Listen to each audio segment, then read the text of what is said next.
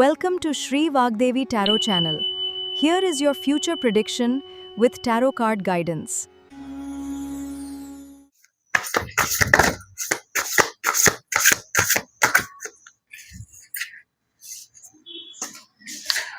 Career ಅಲ್ಲಿ ಒಂದಷ್ಟು ವ್ಯಕ್ತಿಗಳ ಬಗ್ಗೆ, ಒಂದಷ್ಟು ವಿಚಾರಗಳ ಬಗ್ಗೆ ಒಂದು ಸರಿಯಾದ ದೃಷ್ಟಿಕೋನನ ಇಟ್ಕೊಳ್ಬೇಕು ನೀವು ಅನ್ನುವಂಥದ್ದು ಅದೇ. ಸಾಕಷ್ಟು ಸೂಚನೆಗಳು ಸಿಗ್ತಿದೆ. ನಿಮ್ ಕೆರಿಯರ್ ಎಲ್ಲೋ ಒಂದ್ ಕಡೆ ರೈಟ್ ಡೈರೆಕ್ಷನ್ ಅಲ್ಲಿ ಹೋಗ್ತಾ ಇಲ್ಲ ಅನ್ನುವಂಥದ್ದು ನಿಮ್ಗೆ ಗೊತ್ತಿದೆ. ಸೊ ನಿಮ್ ಫೋಕಸ್ ಓನ್ಲಿ ನಿಮ್ ಕೆರಿಯರ್ ಕಡೆ ಕೊಡಿ ಅನ್ನುವಂಥದ್ದು ಇದೆ. ಕೆರಿಯರ್ನ ಬಿಟ್ಬಿಟ್ಟು ಆ ಕಡೆ ಈ ಕಡೆ ಗಮನನ ಕೊಡಬೇಡಿ ಅನ್ನುವಂಥದ್ದು ಇದೆ.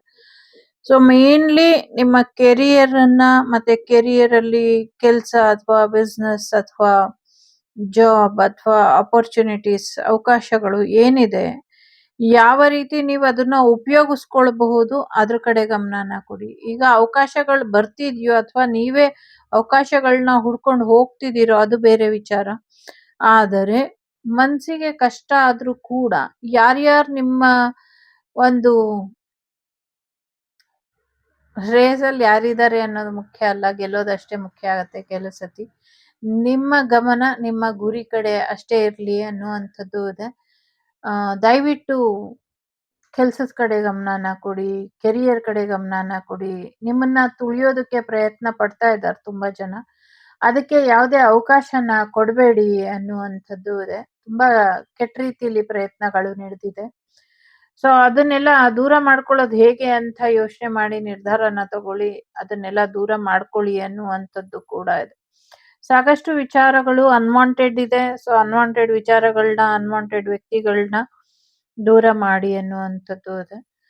ಸೊ ಈಗ ನೀವೇನಾದ್ರೂ ಸರಿಯಾದ ರೀತಿಲಿ ನಿಮ್ಮ ಕೆರಿಯರ್ನ ತಗೊಂಡು ಹೋಗ್ಲಿಲ್ಲ ಅಂದ್ರೆ ನಿಮ್ಮ ಜಾಬ್ ಸ್ವಿಚ್ ಆಗುವಂತ ಸಾಧ್ಯತೆಗಳು ಕೂಡ ಇದೆ. ನೀವು ನಿಮ್ಮ ಅಧಿಕಾರನ ಅಥವಾ ನಿಮ್ಮ ಕೆಲ್ಸನ ಅಥವಾ ನಿಮ್ಮ ಸಮಥಿಂಗ್ ಏನೋ ಕಳ್ಕೊಳ್ತೀರಾ, ಪ್ರಾಮಾಣಿಕ ವ್ಯಕ್ತಿನ ಅನ್ನುವಂಥದ್ದು ಇದೆ. ಸೊ ಎಲ್ಲೋ ಒಂದ್ ಕಡೆ ಇಷ್ಟು ದಿನ ನಿಮ್ಮನ್ನ ಹೊತ್ಕೊಂಡು ಮೆರೆಸ್ತಾ ಇದ್ದಂಥವ್ರು, ನಿಮ್ ಜೊತೆ ಪ್ರಾಮಾಣಿಕವಾಗಿ ಇದ್ದಂಥವ್ರ ಆಯಸ್ಸು ಮತ್ತೆ ಅವಯವಗಳು ಸಾಕಾಗಿದೆ, ಸುಸ್ತಾಗಿದೆ ಅನ್ನುವಂಥದ್ದು ಇದೆ. ಇಲ್ಲಿ ಸಮಥಿಂಗ್ ವಿಲ್ ಎಂಡ್ ಅನ್ನುವಂಥದ್ದು ಇದೆ. ಜೊತೆಗೆ ನಂಗೆ ಇಲ್ಲಿ ಎರಡು ರೀತಿ ಇದೆ. ಒಂದು ಅಂಬಾರಿ ಹೊರ್ತಿರುವಂತಾನೆ ಏನೋ ಅಚಾನಕ್ ಆಗಿ ಏನೋ ಸುಸ್ತಾಗಿ ಬೀಳುತ್ತೋ, ಸಮಥಿಂಗ್ ಏನೋ ತೊಂದರೆ ಆಗತ್ತೆ, ಆ ಸಮಯಕ್ಕೆ ತೊಂದರೆ ಆಗತ್ತೆ, ಸಡನ್ ಆಗಿ ತೊಂದರೆ ಆಗತ್ತೆ. ಸೊ ಅದೇನೋ ಅವಘಡ ಕಾಣಿಸ್ತಾ ಇದೆ. ಅದಾಗದೆ ಇರೋ ಹಾಗೆ ಎಚ್ಚರಿಕೆಯಿಂದ ಇರಿ. 2 ಆನೆಗೆ ಟ್ರೈನಿಂಗ್ ಕೊಟ್ಟು ರೆಡಿ ಇಟ್ಕೊಳ್ಳಿ. ಒಂದು ಇನ್ ಕೇಸ್ ಏನಾದ್ರೂ ತೊಂದರೆ ಆದ್ರೂನು ಇನ್ನೊಂದನ್ನ ಆ ಕ್ಷಣ ಅಲ್ಲೇನೆ ಅದನ್ನ ರಿಪ್ಲೇಸ್ ಮಾಡ್ಕೊಂಡು ಕರ್ಕೊಂಬರ್ಬಹುದು ಅನ್ನುವಂಥದ್ದು ಇದೆ. ಏನಿದೆ, ಯಾಕ್ ಬರ್ತಿದೆ ಗೊತ್ತಿಲ್ಲ. ಒಟ್ನಲ್ಲಿ ಈ ತರದೇನೋ ಒಂದು ಸಮಸ್ಯೆ ಆಗತ್ತೆ ಅನ್ನುವಂಥದ್ದು ಇದೆ. ಸೊ ಹಾಗಾಗಿ ಸ್ವಲ್ಪ ಗೊಂದಲದಲ್ಲೇ ವಾತಾವರಣ ಸೃಷ್ಟಿಯಾಗತ್ತೆ. ಬಟ್ ಈಸಿಯಾಗಿ ಹ್ಯಾಂಡಲ್ ಮಾಡಬಹುದು ಅನ್ನುವಂಥದ್ದು ಇದೆ. ಯಾವ ಕಾರಣಕ್ಕೆ ಆಗತ್ತೆ ಅನ್ನೋದು ಇಲ್ಲಿ ಸೀಕ್ರೆಟ್ ಇದೆ. ಅದು ಅಷ್ಟು ಸುಲಭವಾಗಿ ಗೊತ್ತಾಗ್ತಾ ಇಲ್ಲ. ಯಾರಿಂದ ಇದೆ, ಯಾವ ಕಾರಣಕ್ಕೆ ಇದೆ ಅನ್ನುವಂಥದ್ದು. ಮೇ ಬಿ ಅಧಿಕಾರಕ್ಕೆ ಸಂಬಂಧಪಟ್ಟಂಗೆನೆ ಇದೆ. ಮೇಲಧಿಕಾರಿಗಳು ಅಥವಾ ಅಧಿಕಾರಕ್ಕೆ ಸಂಬಂಧಪಟ್ಟಂತೆನೆ ಸಮಸ್ಯೆಗಳು ಇದೆ. ಇದು ಆಗದೆ ಇರೋ ಹಾಗೆ ಎಚ್ಚರಿಕೆನ ವಹಿಸಿ ಅನ್ನುವಂಥದ್ದು ಇದೆ. ತಪ್ಪು ಮಾಹಿತಿ, ಸುಳ್ಳು ಮಾಹಿತಿಯಿಂದ ದೂರ ಇರಿ. ನಿಮ್ಮನ್ನ ನೀವು ಇನ್ನೊಂದ್ಸತಿ ನಿಮ್ಮ ಮಾಹಿತಿನೆಲ್ಲ ಕರೆಕ್ಟ್ ಇದ್ಯಾ, ಹೇಳಿರೋ ಅಂತ ವ್ಯಕ್ತಿ ಕರೆಕ್ಟ್ ಇದಾರ ಅಥವಾ ಅದನ್ನ ತಿರ್ಚಿ ಏನಾದ್ರೂ ನೀವು ಅರ್ಥ ಮಾಡ್ಕೊಳ್ತಿದ್ದೀರಾ ಅಥವಾ ಹೇಳಿರೋ ರೀತಿನ ಬೇರೆ ರೀತಿಲಿ ಯಾರಾದ್ರೂ ಅರ್ಥ ಮಾಡಿಸ್ತಿದಾರ, ಎದುರುಗಡೆ ಹೆಚ್ಚಿನ ಗಮನನ ಕೊಡಿ ಅನ್ನುವಂಥದ್ದು ಇದೆ. ನೀವು ಬೇರೆ ರೀತಿಯಲ್ಲಿ ಬದಲಾಗುವಂಥದ್ದು, ಬೇರೆ ಕೆಲಸನ ಆಯ್ಕೆ ಮಾಡ್ಕೊಳ್ಳುವಂಥ ಸಾಧ್ಯತೆಗಳು ಹೆಚ್ಚಾಗಿ ಕಾಣಿಸ್ತಾ ಇದೆ. ಜೊತೆಗೆ ಬೇರೆಯವರ ಹೆಗಲ ಮೇಲೆ ಹೋಗ್ತೀರಾ ಅನ್ನುವಂಥದ್ದು ಕೂಡ ಇದೆ. ಜೊತೆಗೆ ಅಧಿಕಾರನ ಕಳ್ಕೊಳ್ತೀರಾ, ಬೇರೆ ಅಧಿಕಾರಕ್ಕೆ ಶಿಫ್ಟ್ ಆಗ್ತೀರಾ ಅನ್ನುವಂಥದ್ದು ಇದೆ. ಯಾರಿಗೆ ಅಂತ ಪರ್ಟಿಕ್ಯುಲರ್ ಆಗಿ ಇಲ್ಲ, ಯಾವಾಗ ಅಂತಾನೂ ಇಲ್ಲಿ ಇಲ್ಲ. ಬಟ್ ಮುಂಬರುವ ದಿನಗಳಲ್ಲಿ ಇದು ಖಂಡಿತವಾಗ್ಲೂ ಆಗತ್ತೆ ಅನ್ನುವಂಥದ್ದು ಕೂಡ ಇದೆ. ಎಲ್ಲಕ್ಕಿಂತ ಮುಖ್ಯವಾಗಿ ಏನೋ ಒಂದಷ್ಟು ವಿಚಾರಗಳಲ್ಲಿ ಗೊಂದಲಗಳು ಏನಿದೆ, ಆ ಗೊಂದಲಗಳನ್ನ ನಿವಾರಣೆ ಮಾಡ್ಕೊಳ್ಳೋದ್ರ ಕಡೆ ಹೆಚ್ಚಿನ ಗಮನನ ಕೊಡಿ ಅನ್ನುವಂಥದ್ದು ಇದೆ. ಎಲ್ಲೊಂದ್ ಕಡೆ ಸುಮ್ನೆ ಹಾಗೆ ಇದ್ದೀರೇನೋ, ತುಂಬಾ ಸುಸ್ತಾಗಿದ್ದೀರೇನೋ, ಎಲ್ಲೋ ಒಂದ್ ಕಡೆ ಪವರ್ ಕಳ್ಕೊಂಡಿದ್ದೀರೇನೋ ಅಂತ ಅನ್ನಿಸ್ತಾ ಇದೆ. ಈ ನಡುವೆ ದೇವಿಗೂ ಯಾಕೋ ಒಂಚೂರು ದೇವತೆಗಳು ಕೂಡ ಶಕ್ತಿ ಕಳ್ಕೊಂಡ್ರೇನೋ ಅಂತ ಅನ್ನಿಸ್ತಾ ಇದೆ. ನಿಮ್ಮನ್ನ ಎಸ್ಪೆಷಲಿ ನಿಮ್ಮ ಅಧಿಕಾರಕ್ಕೆ ಸಂಬಂಧಪಟ್ಟಂಗೆ ದೇವ್ರುಗಳು ಏನಿದ್ರು ಅವರಿಗೂ ಕೂಡ ತೊಂದ್ರೆ ಮಾಡಿರೋ ಹಾಗೆ ಕಾಣಿಸ್ತಾ ಇದೆ. ಸೊ ಇದೆಲ್ಲಾನು ಸರಿಪಡಿಸ್ಕೊಂಡು ಮುಂದೆ ಯಾವ ರೀತಿ ಬದಲಾವಣೆ ಮಾಡ್ಕೊಳ್ಬೇಕು, ಇದನ್ನ ಸರಿ ಮಾಡ್ಕೊಳ್ಳಿ ಅನ್ನುವಂಥದ್ದು ಇದೆ. ಎಲ್ಲೆಲ್ಲೋ ಕೇಳ್ಕೊಂಬಂದಿರೋದನ್ನೆಲ್ಲ ನಿಮ್ ಜೀವನದಲ್ಲಿ ಅಳವಡಿಸ್ಕೊಳ್ಳೋದಕ್ಕೆ ಹೋಗ್ಬೇಡಿ. ನಿಮ್ಗೆಲ್ ನಂಬಿಕೆ ಇತ್ತು ಇಷ್ಟ್ ದಿನ ಅದನ್ನ ಮಾತ್ರ ಅಳವಡಿಸ್ಕೊಳ್ಳಿ ಅನ್ನುವಂಥದ್ದು ಇದೆ. ಸುಲಭವಾಗಿ ಯಾಕೆ ಎಲ್ರ ಕೈಗೂ ಸಿಗ್ತೀರಾ? ಎಲ್ರ ಎಕ್ಸ್ಪೆರಿಮೆಂಟಿಗೂ ನೀವ್ಯಾಕೆ ತುತ್ತಾಗ್ತೀರಾ? ಅದಕ್ಕೆ ನೀವು ತುತ್ತಾಗ್ಬೇಡಿ. ಐ ಮೀನ್ ನೀವು ಬೇರೆಯವರ ದೌರ್ಜನ್ಯಕ್ಕೆ ನೀವು ಒಂದು ಬಲಿಪಶು ಆಗ್ಬೇಡಿ ಅನ್ನುವಂಥದ್ದು ಅದರ ಉದ್ದೇಶ. ಸೊ ಎಲ್ರೂ ನಿಮ್ಮನ್ನ ಒಂದು ಬಲಿಪಶು ಮಾಡ್ತಿದ್ದಾರೆ, ನಿಮ್ಮನ್ನ ಉಪಯೋಗಿಸ್ಕೊಳ್ತಿದ್ದಾರೆ, ನಿಮ್ಮನ್ನೇ ಎಲ್ಲದಕ್ಕೂ ನೀವೇ ಯಾಕ್ ಬೇಕು? ಎಲ್ಲಾ ಕೆಲ್ಸಕ್ಕೂ ನೀವೇ ಯಾಕ್ ಬೇಕು? ಸೊ ಒಳ್ಳೇದಕ್ ಯಾವ್ದಕ್ಕೂ ನೀವು ಬೇಡ ಅಂದ್ಮೇಲೆ ಕೆಟ್ಟದಕ್ ಮಾತ್ರ ನೀವ್ ಯಾಕ್ ಬೇಕು? ಸೊ ಇಂಥವ್ರಿಂದ ದೂರ ಇರಿ. ದಂಡಂ ದಶಗುಣಂ ಅಂದ್ರೂ ಪರವಾಗಿಲ್ಲ. ಏನ್ ನಿರ್ಧಾರ ತಗೊಳ್ಬೇಕೋ ತಗೊಂಡು ಯಾವ ರೀತಿಲಿ ಒಂದು ಬದಲಾವಣೆ ಮಾಡ್ಕೊಳ್ಬೇಕೋ ಮಾಡ್ಕೊಳ್ಳಿ ಅನ್ನುವಂಥದ್ದು ಇದೆ. ಇಲ್ಲಾಂದ್ರೆ ಖಂಡಿತವಾಗ್ಲೂ ಮುಂದಿನ ದಿನಗಳಲ್ಲಿ ತುಂಬಾನೇ ಹುಷಾರ್ ತಪ್ತೀರಾ, ತುಂಬಾನೇ ಸಮಸ್ಯೆಗಳಾಗಬಹುದು ಅನ್ನುವಂಥದ್ದು ಇದೆ. ಆರೋಗ್ಯದಲ್ಲಾದ್ರೂ ಆಗಬಹುದು, ಅಥವಾ ದೂರ ಪ್ರಯಾಣದಲ್ಲಿ ಹೋಗೋದಕ್ಕೆ ಕೂಡ ಆದ್ರೂ ಆಗಬಹುದು. ಸೊ ಹಾಗಾಗಿ ಸ್ವಲ್ಪ ಹೆಚ್ಚಿನ ಎಚ್ಚರಿಕೆಯನ್ನ ವಹಿಸಿ ಅನ್ನುವಂಥದ್ದು ಇದೆ. ಕೆಲವರು ಕೆಲ್ಸಾನೇ ಬಿಟ್ಬಿಟ್ಟು ಪರ್ಮನೆಂಟ್ ಆಗಿ ಎಲ್ಲಾದ್ರೂ ಹೋಗ್ಬಿಡ್ಬಹುದು ಅನ್ನುವಂಥದ್ದು ಇದೆ. ಆ ಥರ ಏನಾದ್ರೂ ಆದ್ರೆ ಇಲ್ಲಿ ಟ್ವೈಸ್ ಇದೆ. ಯಾರನ್ನೋ ನೀವು ನಿಮ್ಮಿಂದ ಕೆಲವ್ರ ಕೆಲ್ಸ ಹೋಗ್ತಾ ಇದೆ, ಕೆಲವ್ರಿಗೆ ಕೆಲವರಿಂದ ನಿಮ್ ಕೆಲ್ಸ ಹೋಗ್ತಾ ಇದೆ. ಎರಡು ಕೂಡ ಇದೆ ಇಲ್ಲಿ.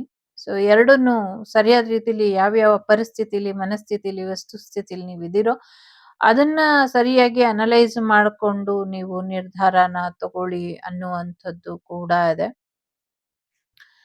ಸರಿಯಾಗಿ ಊಟ ತಿಂಡಿ ಆಗ್ತಾ ಇಲ್ಲ, ಎಲ್ಲ ಫಲಹಾರಗಳು ವೇಸ್ಟ್ ಆಗ್ತಾ ಇದೆ, ಹಾಗಾಗದೆ ಇರೋ ಹಾಗೆ ಎಚ್ಚರಿಕೆನ ವಹಿಸಿ ಅನ್ನುವಂಥದ್ದು ಕೂಡ ಇದೆ.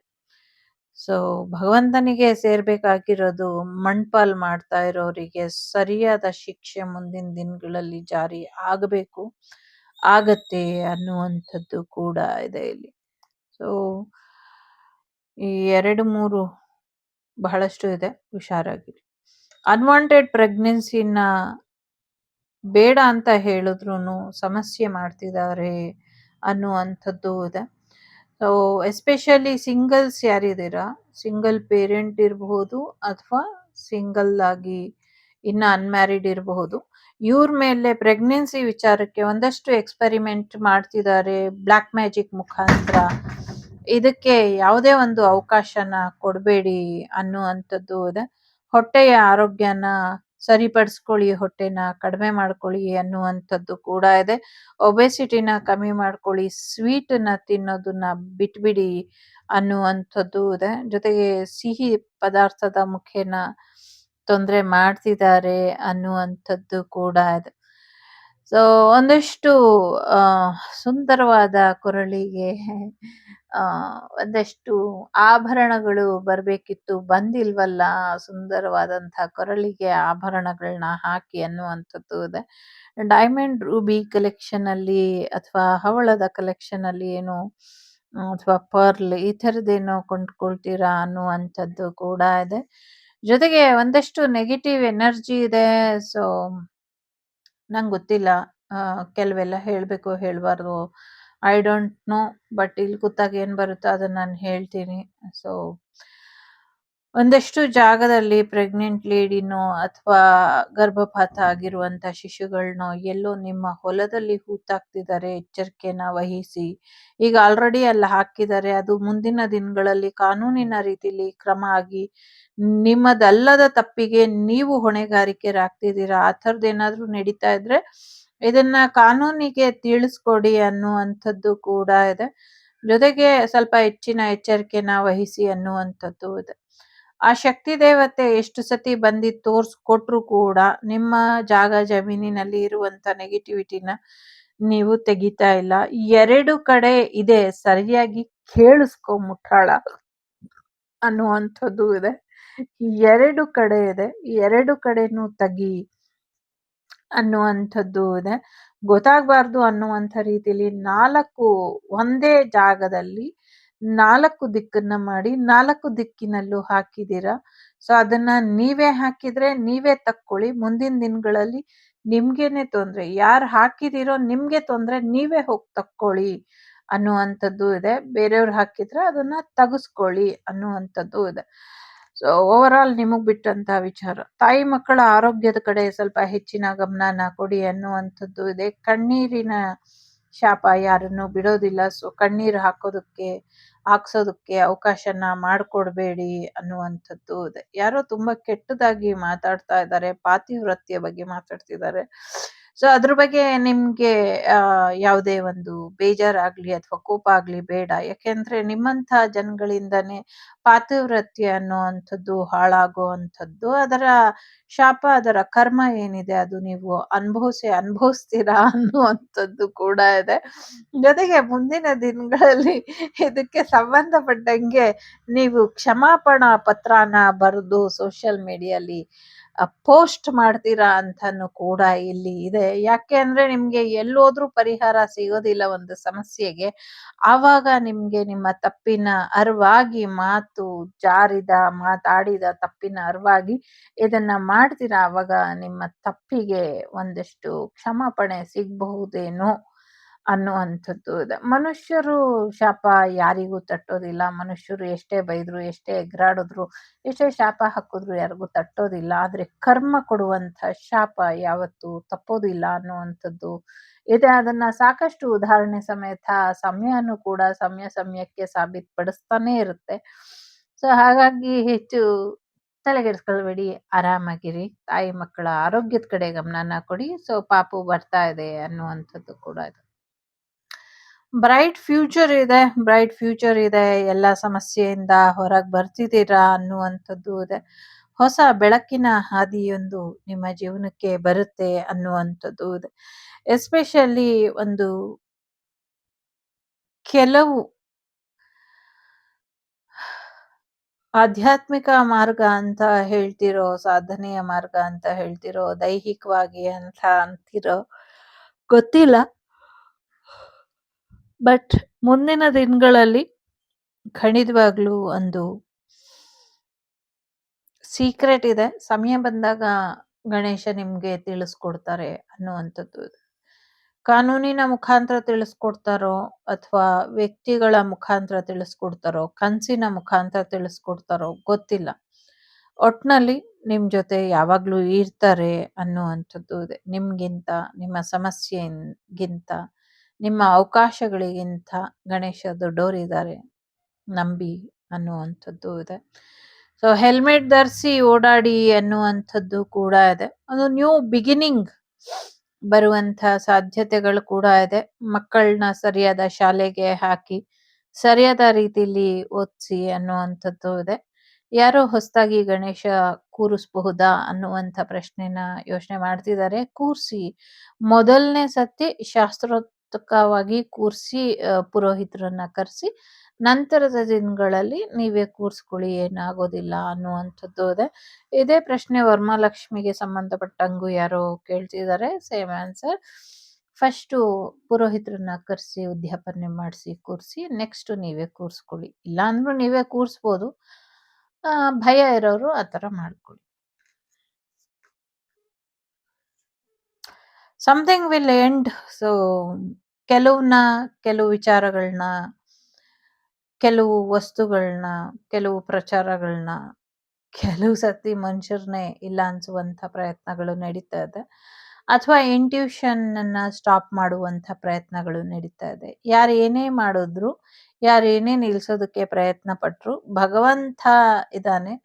ಸೊ ಭಗವಂತ ಹೇಗೆ ದೋಸೆನ ಮಗಚ್ಬೇಕು ಅನ್ನೋದು ಅವನಿಗೆ ಗೊತ್ತಿರುತ್ತೆ. ಅವನು ರಿವರ್ಸ್ ಮಾಡ್ತಾನೆ, ಚಿಂತೆ ಬೇಡ ಅನ್ನುವಂಥದ್ದು.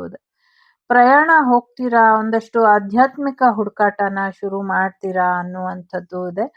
ಆಧ್ಯಾತ್ಮಿಕ ಹುಡುಕಾಟದಿಂದ ಕೂಡ ನಿಮ್ಗೆ ಸಾಕಷ್ಟು ಒಳಿತಾಗತ್ತೆ ಅನ್ನುವಂಥದ್ದು ಇದೆ. ಎಲ್ಲೋ ಒಂದ್ ಕಡೆ ಒಬ್ಬ ವ್ಯಕ್ತಿ ಬರ್ತಾರೆ, ಜೀವನ ಸರಿ ಹೋಗುತ್ತೆ ಅಂತ ಕಾಯ್ತಾ ಇರೋರಿಗೆ ಸ್ಟಕ್ ಎನರ್ಜಿಲಿ ಇದ್ದಾರೆ ನಿಮ್ಮ ಪರ್ಸನ್ ಅಥವಾ ನಿಮ್ಮ ಪಾರ್ಟ್ನರ್. ಅವರು ನಿಮ್ಮ ಜೀವನಕ್ಕೆ ಬರೋದಕ್ಕೆ ತುಂಬಾ ಪ್ರಯತ್ನಗಳು ನಡೀತಾ ಇದೆ. ಬರ್ದಿರೋ ಹಾಗೆ ತಡೆಯೋದಕ್ಕೂ ಕೂಡ ಅಷ್ಟೇ ಪ್ರಯತ್ನಗಳು ನಡೀತಾ ಇದೆ. ಹಾಗಾಗಿ ಯಾವುದೇ ಸಮಯ ಸಂದರ್ಭಕ್ಕೂ ಅವರು ನಿಮ್ಮನ್ನ ಭೇಟಿ ಆಗದೆ ಇರೋ ಹಾಗೆ ಒಂದಷ್ಟು ಆ ವ್ಯಕ್ತಿರಿತ ಪ್ರತಿ ಅನಾನುಕೂಲವಾದಂತಹ ವಾತಾವರಣನ ನಿರ್ಮಾಣ ಮಾಡಿದ್ದಾರೆ. ಜೊತೆಗೆ ಒಂದಷ್ಟು ವಿಚಾರಗಳಲ್ಲಿ ದಾರಿ ಕೂಡ ತಪ್ಪಿಸಿದ್ದಾರೆ ಅನ್ನುವಂಥದ್ದು ಇದೆ. ಎಲ್ಲೋ ಒಂದ್ ಕಡೆ ಈ ಎಲ್ಲ ಹಾಳಾಗಿದೆ ಅನ್ನುವಂಥದ್ದು ಇದೆ. ಎಲ್ಲ ಹಾಳಾಗಿದೆ, ಏನು ಉಳ್ದಿಲ್ಲ ಅನ್ನುವಂಥದ್ದು ಕೂಡ ಇದೆ. ಏನ್ ಹಾಳಾಗಿದೆ? ಕೈಯಲ್ಲಿರುವಂಥ ಊಟ ಆಗಿರಬಹುದು, ಬದುಕು ಆಗಿರಬಹುದು, ಸಮಯ ಮೀರಿ ಹೋಗಿದೆ ಅನ್ನುವಂಥದ್ದು ಕೂಡ ಇದೆ. ಸೊ ಎಸ್, ಒಂದಷ್ಟು ಕೊಲೆ ಪ್ರಯತ್ನಗಳು ಯಾರು ಮಾಡಿದ್ದಾರೆ, ಮುಂದಿನ ದಿನಗಳಲ್ಲಿ ತುಂಬಾ ದುಬಾರಿಯಾದಂಥ ಇದಕ್ಕೆ ಪೇ ಮಾಡಬೇಕಾಗತ್ತೆ ನೀವು. ಏನೇನು ಯಾರನ್ನ ಇಲ್ಲ ಅನ್ಸೋದಕ್ಕೆ ನೀವು ಪ್ರಯತ್ನ ಪಟ್ರೋ ಅವರ ಸಾವು ನಿಮ್ಗೆ ದುಬಾರಿ ಆಗತ್ತೆ ಅನ್ನುವಂಥದ್ದು ಇದೆ. ಇಂಥ ಪ್ರಯತ್ನಕ್ಕೆ ಕೈ ಹಾಕಬಾರ್ದಾಗಿತ್ತು. ಸೊ ಈಗೂ ಕಾಲ ಮಿಂಚಿಲ್ಲ. ಒಂದು ಒಳ್ಳೆ ಪ್ರಯತ್ನ ರೀತಿಲಿ ಏನೇನ್ ನೆಗೆಟಿವಿಟಿ ಮಾಡಿದಿರೋ, ಏನೇನ್ ಪ್ರಯೋಗಗಳು ಮಾಡಿದಿರೋ ಅದನ್ನೆಲ್ಲ ತೆಗೆದುಹಾಕಿ ಒಂದು ಒಳ್ಳೆಯ ಸಮಾಜ, ಎಲ್ಲರೂ ಬದುಕ್ಲಿ ನಾವು ಬದುಕನ ಅನ್ನುವಂಥ ರೀತಿಲಿ ಇರಿ, ಅಥವಾ ಆ ರೀತಿಲಿ ಮಾಡಿ. ಇದರಿಂದ ಒಳ್ಳೇದಾಗತ್ತೆ. ಇಲ್ಲ ಅಂದ್ರೆ ಖಂಡಿತವಾಗ್ಲೂ ತೊಂದರೆ ಆಗತ್ತೆ ಅನ್ನುವಂಥದ್ದು ಇದೆ.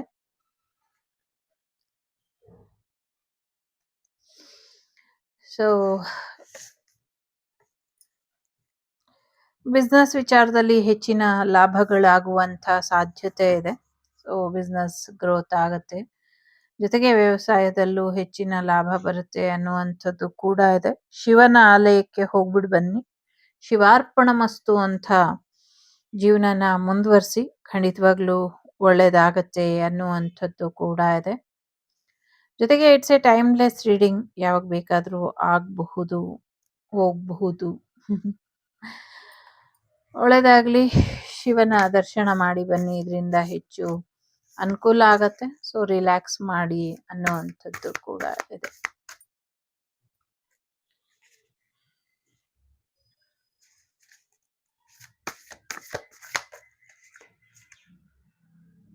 ಇದು ಮೊದಲನೇದು.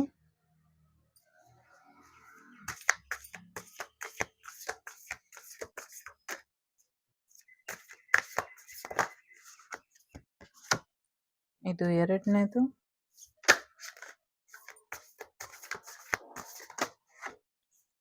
ಇದು ಮೂರನೇದು.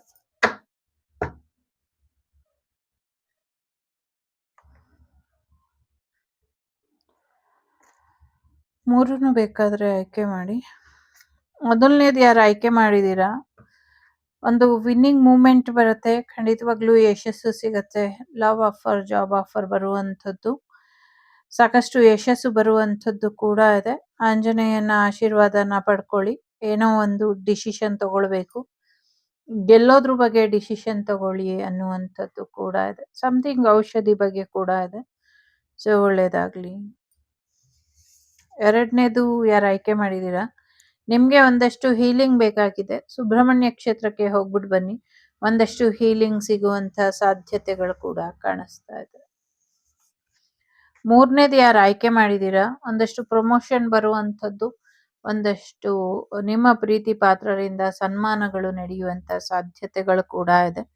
ಸೊ ಹೆಚ್ಚು ಒಳ್ಳೇದಾಗ್ಲಿ ನಿಮ್ಗೆ ಅಂತ ಹಾರೈಸ್ತೀನಿ. ಪ್ರೀತಿಯಿಂದ ಕೆಲವನ್ನ ಸ್ವೀಕಾರ ಮಾಡಿ, ಪ್ರೀತಿಯಿಂದ ಕೆಲವನ್ನ ತ್ಯಜಿಸಿ ಬಿಡಿ, ಬಿಟ್ಬಿಡಿ ಕೆಲವನ್ನೆಲ್ಲ. ಸೊ ಇದಿಷ್ಟು ನಿಮ್ಗೆ ಬಂದಂತ ಮಾಹಿತಿ ಇಷ್ಟ ಆಯ್ತು ಅಂತ ಅನ್ಕೊಳ್ತೀನಿ. Please like, share and subscribe Shri Vagdevi Kannada tarot channel. ನಾನು ನಿಮ್ಮ ಅಭಿಮಾನಿ ಕಮಲಾಕ್ಷಿ. ಸಿಗ್ತೀನಿ ಮುಂದಿನ ವಿಡಿಯೋಲಿ. ಅಲ್ಲಿವರೆಗೂ ಲೋಕ ಸಮಸ್ತ ಸುಖಿನೋ ಭವಂತು, ಸಮಸ್ತ ಸನ್ಮಂಗಳಾನಿ ಭವಂತು. ಧರ್ಮೋ ರಕ್ಷತಿ ರಕ್ಷಿತಃ. ಎಲ್ಲರಿಗೂ ಒಳ್ಳೆಯದಾಗಲಿ. ವಸುದೈವಕ ಕುಟುಂಬ ವಾಗ್ದೇವಿ ಕುಟುಂಬ ಯಾವಾಗಲೂ ಕ್ಷೇಮವಾಗಿರಲಿ ಅಂತ ಹಾರೈಸ್ತಾ. ಸೊ ಟೇಕ್ ಕೇರ್, ಬಾಯ್, ನಮಸ್ತೆ.